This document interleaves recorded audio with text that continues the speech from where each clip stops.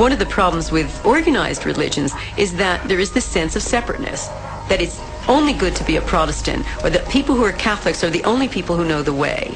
And I think now our current understanding of quantum physics is this understanding of complete unity, and so that we have to derive our spirituality from a sense of unity.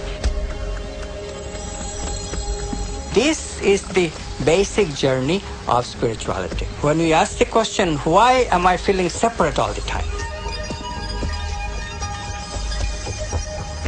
Speaking of God always conjures up the idea of the old guy with the white beard in the cloud, judging, observing, punishing, rewarding, or giving commands.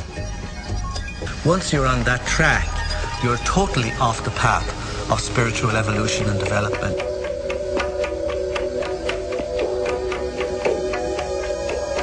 The great appeal of all to people who don't want to grow up, but want the great parent in the skies looking after them, is to ask Jesus to do it for me. If only I place my trust in Jesus, He will save me from my sins and look after me, and all will be well. Well, Jesus cannot eat my lunch for me, and Jesus cannot be born for me, and neither can Jesus save me, because what we're talking about in this, in real terms, is not being saved by anyone, God or otherwise. We are talking about a personal evolution. The only reason that there is an addiction to religion is some way out of a mistake. Does that diminish the greatness of God? No, it actually opens the corral and lets God be eternal, absolute. The law that is given to us is the same laws given to those people on Sirius. Given to us by the people in the Rose universe or the I universe. You know, and your Hubble telescope has finally seen galaxies of immeasurable beauty. That in our heart and in our mind we long to engage. It's exciting to meet beings of greater mind or lesser mind. And where does it end? It doesn't end. It doesn't end. We do not want to accept responsibility. We do not want to accept our greatness. So it's very easy for any system of thought, religious or otherwise, that comes along, it's very easy to play on that, to play on our insecurities, to assure us all is well, we'll all be taken care of. We lap that up.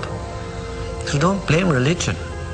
Blame our own insecurities, which has allowed religion to flourish, and which has allowed so many systems of thought that are disempowering to flourish throughout human history. That's why we can't get out of it.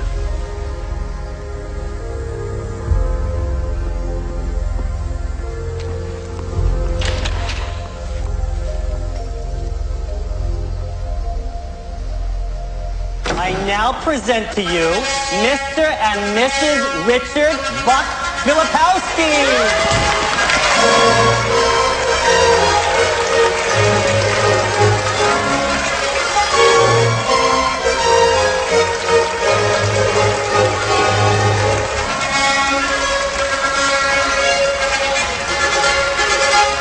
Experiencing something in the present day that is a trigger to something that is very emotionally charged for us. So now we have become even more disconnected from the reality of what actually is.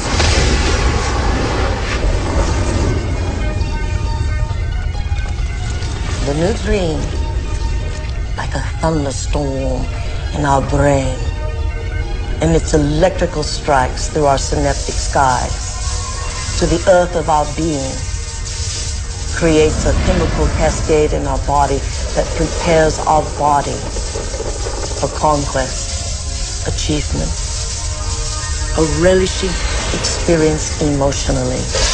But we would have no conquest. Indeed, we would have no relishment if we had not first had that hologram and those chemicals that made us, or rather changed us, from being fearful entities into fearless entities after a dream.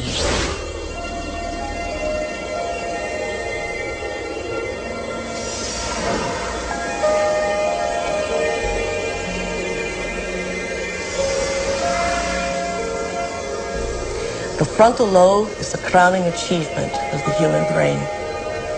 Frontal lobe. This frontal lobe allows us a distinguishedness to change our minds. Through the workings of the nervous system and the particular way that it implements quantum effects. Very distinct, specific way, not general, not fuzzy, not imprecise. That it absolutely does open the door for free will being a possibility that does not violate modern scientific tenets, and that's consistent to a certain extent with people's subjective impression that we do have free will. What separates us from all other species is the ratio of our frontal lobe to the rest of the brain. The frontal lobe is an area of the brain that's responsible for firm intention, for decision making, for regulating behavior, for inspiration. It is the seat of what causes us to take information from our environment and process it and store it in our brain to make decisions or choices that are different than the decisions and choices that we've made in the past.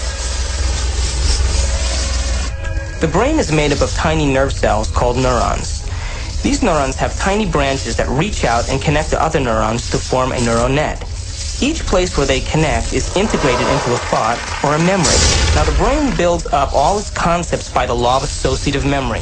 For example, ideas, thoughts, and feelings are all constructed and interconnected in this neural net, and all have a possible relationship with one another. The concept and the feeling of love, for instance, is stored in this vast neural net. But we build the concept of love from many other different ideas. Some people have love connected to disappointment. When they think about love, they experience the memory of pain, sorrow, anger, and even rage. Rage may be linked to hurt, which may be linked to a specific person, which then is connected back to love. Every observation can be looked upon as a quantum measurement.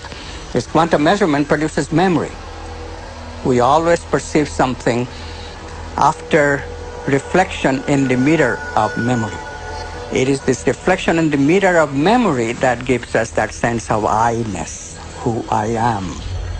The brain does not know the difference between what it sees in its environment and what it remembers, because the same specific neural nets are then firing. We know physiologically that nerve cells that fire together wire together. If you practice something over and over again, those nerve cells have a long-term relationship.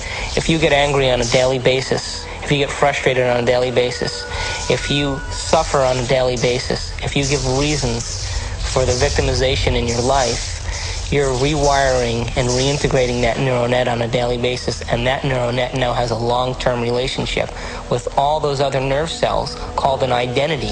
We also know that nerve cells that don't fire together no longer wire together. They lose their long-term relationship because every time we interrupt the thought process that produces a chemical response in the body, every time we interrupt it, those nerve cells that are connected to each other start breaking the long-term relationship.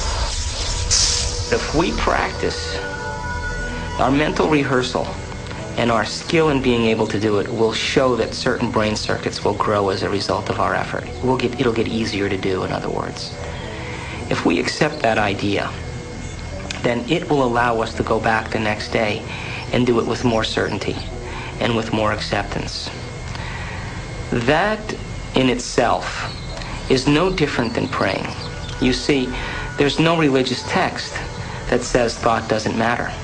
There's no religious text that doesn't say your prayer and your intention shouldn't be answered by God. But explaining how that happens is what quantum physics and the observer is all about. But still, when we can make thought more real than anything else, our brain is designed to do that. The frontal lobe, with its enormous space, is the altar in which we place a thought. And it gives us the permission to hold the thought for an extended period of time, and it lowers the volume to the external stimuli. We lose track of time and space. That's the moment we're stepping into the quantum field. That's the moment that now we're making thought more real than anything else.